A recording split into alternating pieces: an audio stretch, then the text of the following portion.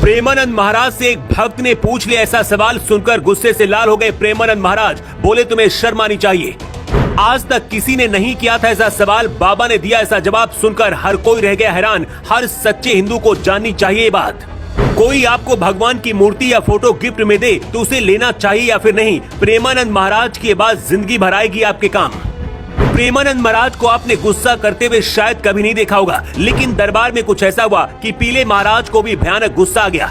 विराट कोहली हो चाहे हेमा मालिनी हो, रवि किशन से लेकर मोहन भागवत तक बाबा की शरण में अब तक जा चुके हैं। किसी ने आज तक ऐसा सवाल बाबा से नहीं पूछा था।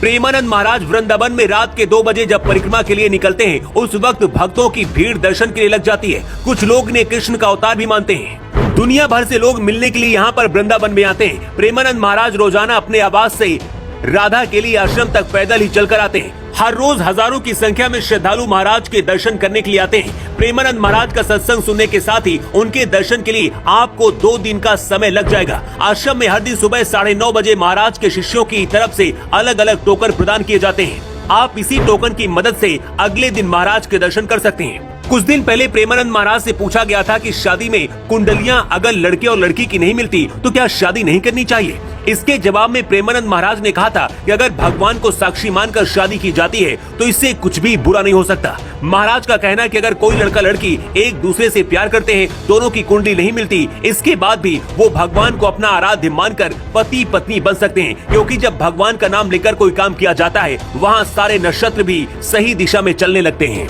अब चलिए आपको बताते हैं कि वो कौन सा सवाल था जिसे सुनकर प्रेमानंद महाराज को गुस्सा आ गया। महाराज हमेशा हंसकर सवाल का जवाब देते हैं, लेकिन इस बार एक सवाल सुनकर गुस्सा हो गए। महाराज का गुस्सा देखकर सवाल पूछने वाला भी माफी मांगने लगा और आसपास बैठे लोग भी हैरान रह गए। प्रेमानंद महाराज का ऐसा रूप पहले कभी शायद किसी ने नहीं देखा था। गुस्से में प्रेमानंद महाराज ने यहाँ तक कह डाला कि लोग अपने ही धर्म का अपमान करने में लगे हैं।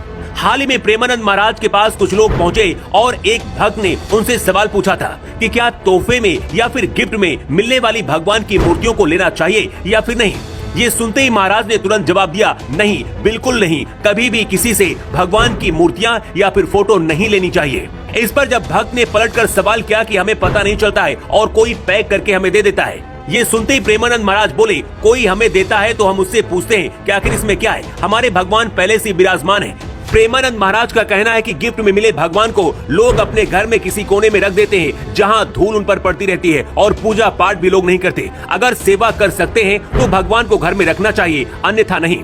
प्रेमानंद महाराज ने गुस्सा जाहिर करते हुए कहा, पैसा कमाने के लिए बहुत से तरीके, भगवान के नाम का इस्तेमाल करते हुए ऐसा मत करो। उन्होंने कहा, लोग थैलों पर भगवान का रूप छाप रहे हैं और उसी थैले को लोग पैरों में रखते हैं, इसलिए हम सब की बुद्धि भ्रष्ट हो रही है। प्रेमानंद महाराज का कहना है कि ऐसे लोग धर्म के सूक्ष्म भाव को नहीं समझ रहे, भगवान का अपमान कर रहे हैं। गिफ्ट में ना तो भगवान की प्रतिमा लेनी चाहिए और ना ही किसी को देना चाहिए।